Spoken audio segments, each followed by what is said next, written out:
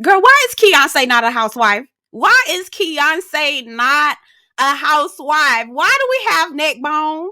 Oh my God. I got my whole life in that 15-second clip of the preview for next episode. Oh my God. Girl, I watched that like 5 times. Did y'all see that? How she got neck bone together? Girl, she should have been a housewife, y'all. She should have been the housewife and not neck bone. Anyway, all right. Hey, y'all. Welcome and welcome back to my channel. My name is Belle. This is the Belle Perspective. I talk about all kinds of things on this channel, so check out my content if you're returning. Hey, girl, hey. You already know the drill. Get down in the comments and don't forget to like this video before you leave. We're here to talk about Real Housewives of Potomac. This is season 8, episode 14. Suns out, buns out. All right, let's get into it. All right, so we come back from where we left off, that foolishness child on the beach, y'all. Quiet as it's kept. I can't wait to go on a beach vacation. I really need to go to the beach. I spent the weekend in the Poconos, and while it was quite lovely and I had a wonderful time, it was cold as hell. And I need to be where the beach is at, where the sand is at. So I was looking at them and this vacation like, damn, I need to be out there. So anyway, I'm skipping over some of this foolishness because I really was so disappointed with the fact that we were really giving these heifers the space and opportunity to waste our time. Again, Giselle's trying to claim neck bone as the grand clown of Potomac. Y'all heard Karen Shade shut out that girl. She was like, yeah, look at you living on the outside, on the outskirts of Potomac. Good for you, girl. Let me tell you, Karen tried to act like she wasn't bothered, but she really was bothered. I'm not even going to lie to you. She was bothered. And so later on, as they're playing night golf, she was talking to Candace and trying to see why Candace walked off. Because she saw that Candace walked off and was annoyed by it too. So she thought, let me go ahead and talk to Candace about this foolishness. Because it really was dumb. It's like, girl, why, Giselle? Why? Okay. Anyway, so they get to the dinner. Actually, prior to the dinner, they're at night golf and the girls are talking. You know, they have separate groups, right? They've got the Karens, the Candace, the Wendy's, those girls, and then they've got the rest of the girls together, right? And the girls are asking Giselle about her relationship with Jason. Do y'all really believe that Jason and Giselle are really together, y'all? Like, be for real, right? She's saying that they are not exclusive. I said, girl, okay. All right. So they're not exclusive. And she would have a problem with him having another woman on his social media. And I'm thinking to myself, why the hell do you care what he's doing if y'all aren't exclusive? I don't believe that they together, child. I think that he's just for show. And a little boy toy, that's fine, y'all. I don't care. I really don't care. We moving on, okay? Anyway, so we get to the dinner. The food was looking good, y'all. It was looking real good. So Giselle is telling everybody about Grace and how Grace is going to an HBCU in Florida. And it's only a few HBCUs in Florida, so it's probably FAM. I'm thinking it's FAM, or there's one other, and I can't remember the name of the school. It's in South Florida, but more than likely, she's probably going to go to FAM. So, because that's where, you know, all the people go. That's where everybody and their mama like to go. Anyway, so they talk about HBCU culture and growing up. Unfortunately, I did not go to HBCU. I did go to a PWI, University of Central Florida. Go Knights. But anyway, I digress. Again, Florida tripping. We already know. We got Governor Ron DeSantis tripping. It's a lot going on. And so the girls are talking about that and their concerns, like sending your daughter to a Republican state, knowing that there are stand your ground laws and, you know, basically giving cause for people to shoot at Black and brown folks for whatever reason. Okay. And so they talk a little bit about that. And as they're having the conversation, Giselle is talking and the camera keeps panning into Candace and Wendy. And Candace and Wendy are making faces. Now, you know the kind of face you make with your good girlfriend when a bitch is talking that you don't too much fuck with like that. Like the bitch I don't talk to like that. The bitch I don't fuck with like that. She talking, so I'm making faces at my friend like, look at this bitch. Here she go. I feel like Giselle, you are just as petty. You are just as immature. You don't even acknowledge them when they come into a room. So why the fuck do you care what faces they were making at whatever time during the dinner? I just think it's so dumb and so immature that Giselle has all the time in the world to be immature and crown neckbone grand dame of Potomac. But when Wendy and Giselle are making faces as Giselle is talking, or Candace and and Wendy are making faces as Giselle is talking. She has an issue with it, although she would probably be doing the very same thing. It's kind of like, Giselle, mama, you don't give credit where credit, you don't give the respect that you demand from them either. So girl, stop, okay? Anyway, and I feel like in this episode, Giselle was just looking for a reason to be mad. I really do. I really, really do. Anyway, so we get into it with Giselle and Karen again, and I feel like Giselle is just looking to find someone to fight with. I really do, because Karen was really minding her business.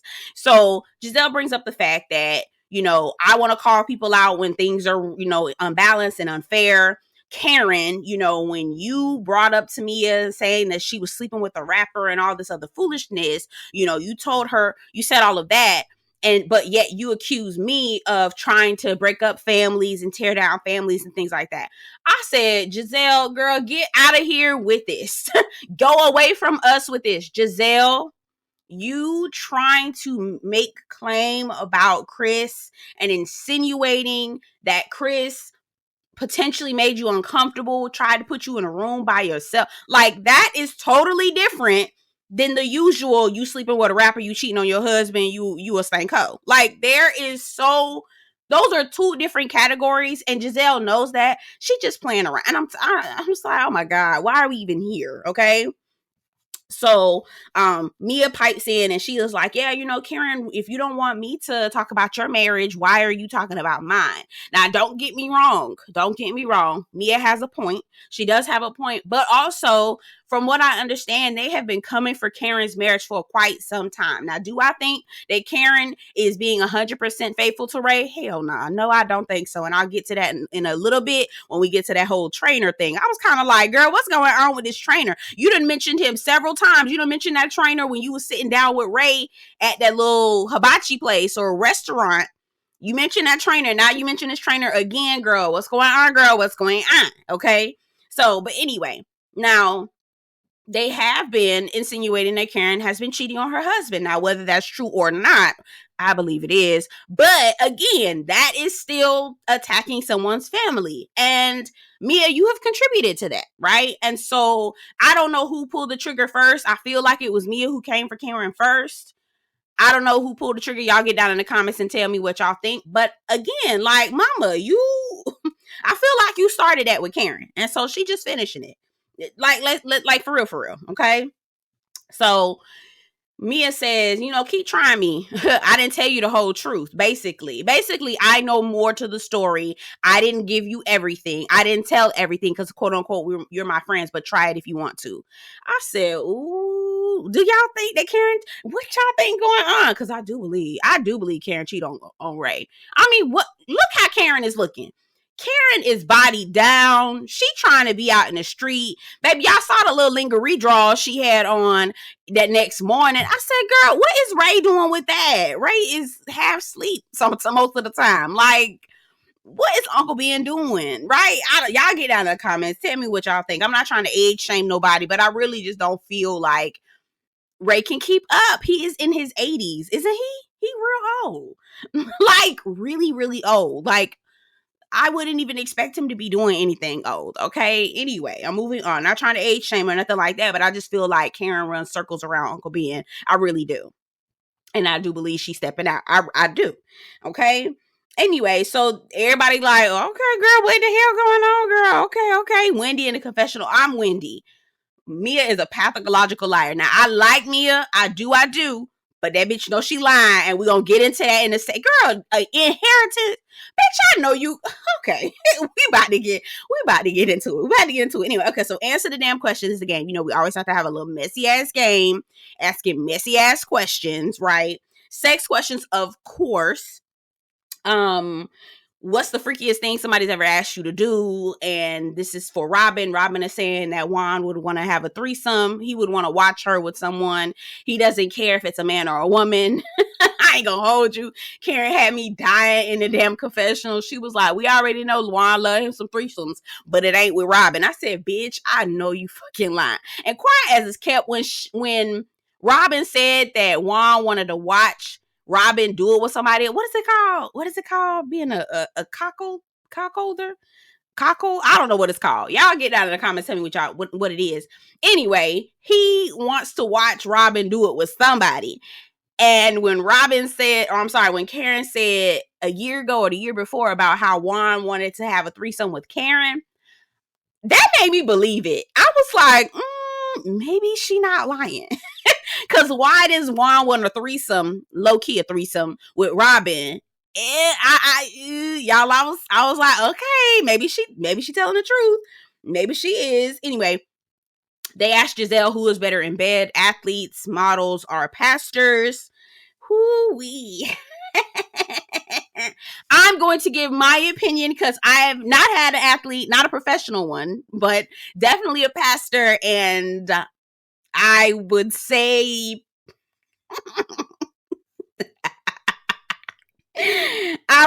pastors did give me a run for my money. I'm not gonna lie to you. Okay, we moving on. All right. And so I don't know how we got into this conversation with Mia about her doing a grown up with a rapper. Now, I was with Wendy. Why did you need to get permission from G if you weren't cheating on him? She said because we were dating. But were y'all dating exclusively?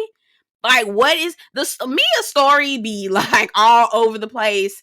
And just, girl, please. And while she talked about the rapper and how she had to get permission from G and all this other foolishness, I was like, Karen was telling the truth, child. I do believe that there is truth in everything that all of the girls are saying. I think that Mia adds a lot more spice to it, but I do believe that there is truth to pretty much all the rumors and goings on, okay? A little bit of truth or something. Here go Neckbone again, shading this shit out of Wendy in the confessional, talking about how she would want to free Eddie. I said, girl, if you don't, girl, for someone who doesn't like Wendy, who feels like they've been victimized by Wendy family, you damn sure have Wendy name and her family in your mouth all the time. Why did y'all pick her and not Kiana? Y'all should have put Kiana on the show and gave Neckbone friend up. She should just be a fan. She just need to go back to watching TV on the couch like she always has. She give me fan. She's such a fucking fan. Anyway, we'll get into that in just a second. So they asked Neckbone, which one of the husbands would you want to, sleep with? She casually says G and then says Juan. Bitch, I said, I know you fucking lying. You just saying G just to not come off like Robin, I'll fuck your man. Please, don't play with us. Don't play with me, girl. I know what it is. Quiet as it's kept. Let's be fucking for real. Juan is fine as hell. The nigga ain't shit. He broke. He ain't got no money. And he got a wandering dick. But he's still nice on the eyes. Even though he's older, he's still nice on the eyes. But girl, that's all that is. Just look at him, child, from afar. Don't touch him, because girl, you don't know where that dick been at, girl. You do not know where that Dixon has been at, girl. Yuck. Okay.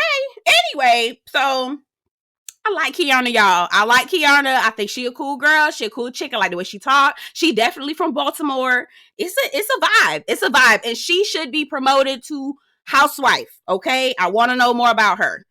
They asked Karen how many sexual partners she's had. I said, now why y'all did this? Karen said she has wet dreams. 40 wet dreams. I would not be comfortable. Why the fuck you having wet dreams? First of all, men have wet dreams, but why do they call it wet dreams for men? I mean, I know why they call it wet dreams for men, but they should also call it wet dreams for women too, because we be wet too. Like, this is a little X-rated. Okay, let me move on. Let's move on. Now, there was a lot of question. Karen was over there counting, trying to figure out what she was going to say. You literally could see her brain moving around, trying to figure out what the fuck she was going to say. I say, Karen, girl, just give it up, girl. Just give it up. You ain't never going to beat them cheating allegations, girl. You just ain't never going to beat them damn cheating allegations. You just ain't. Just move on, girl. Move the fuck on, okay? So the girls go. They get to lunch, and man, I was longing for the beach, watching them sit down and just enjoy lunch and drink their cocktails and just sit in the beach and just look cute. It was just everything I needed. It was just everything I needed. So Ashley opens up and tells the girls that, she wants to be forthcoming, whatever that means, that she wants to be forthcoming. And if she's going to talk to them about who she had the sex with, right? in January, then she also wants to be honest with them and tell them or give them an update on the whole divorce thing, which I don't know if this is before or after the case got dismissed. I don't remember. I was also looking at Candace like, girl, you was doing way too much with this. Anyway, I'm getting ahead of myself, but Ashley shares with the group that she's seeing a confidence coach, and the confidence coach is setting goals for her so that she can, be ready to go out on her own, because she realized that she's always had someone with her. She's always relied on a man. She's always been, attached to some man in some sort of way. And y'all, side note, I don't know what the hell Giselle had on her damn head. That shit was ugly as fuck. It was aggravating my soul. I was like, girl, please somebody snatch your shit off her head. It looked ridiculous. Anyway, so Ashley shares a song with us. It's only got about 4 lines in the song. I said, baby, Ashley is grasping at straws. She is doing any and everything she can to try to make a little extra money on the side. I know that's right, girl. You about to be you try not to be in the poorhouse whenever you divorce this man. But again, I said this before, and I'm gonna say it again. Ashley, you need to be living within your means, love. I know you want to live like a rich white woman, but mama, you can't do that. Okay, you have children you need to think about, and being attached to a man who is divorcing you, dear girl. If you don't get yourself a house that's $600,000 and $700,000, you can find you a townhome. Okay. Anyway, we're moving on. I do again feel like Ashley's grasping at straws. She sang her little song, and Nneka was like, girl, you are thriving. That is what you have been doing this whole time. Nneka, you don't even know this girl. You are such a fan of the show. It's not even funny. Oh, she's such a fan. Anyway, so Mia's asking Ashley about, relying on Michael for financial stability. And somehow Wendy asked Mia, did you marry Gordon for financial stability? And I was like, get him, Wendy. Get her, Jade. It was, I don't know why I love that so much. I was like, Wendy being messy as hell. Mia tells us, that's how I know Mia is she is a goddamn lie, y'all. This bitch a lie, and the truth ain't in her, okay?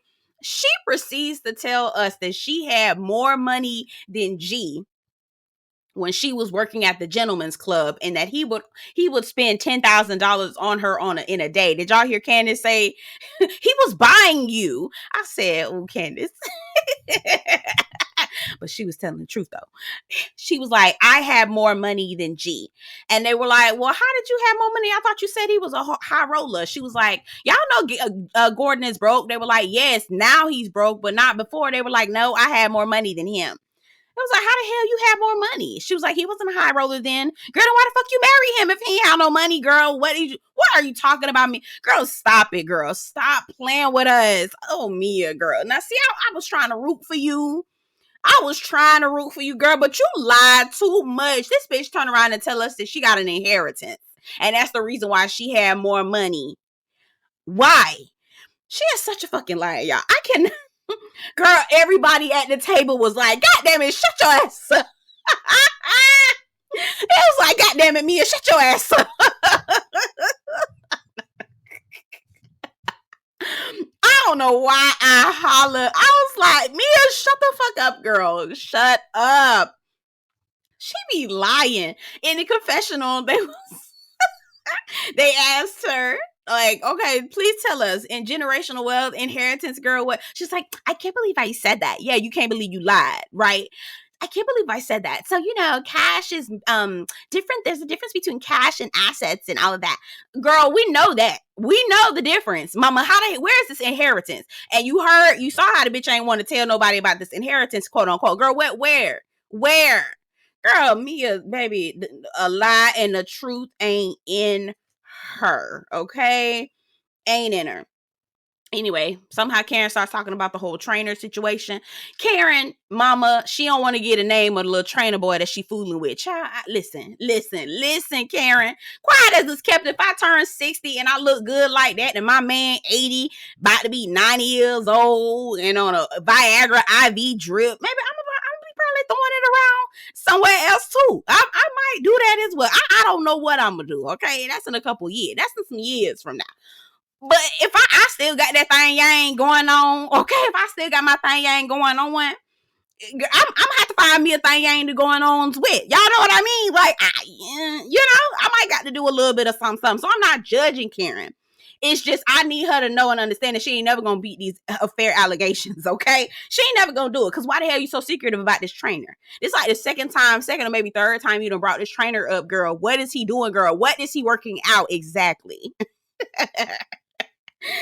Anyway, they do a little photo shoot, little quasi photo shoot with their little iPhones. Child, it was cute or whatever. And here go Robin sitting in the corner. Robin, did you see how Candace and Wendy was looking when you was talking about Grace? Mia, did you see how Candace and Wendy was looking when she was talking about Grace moving to a Republican state? Like, girl, what the fuck her problem is and why they looking stank?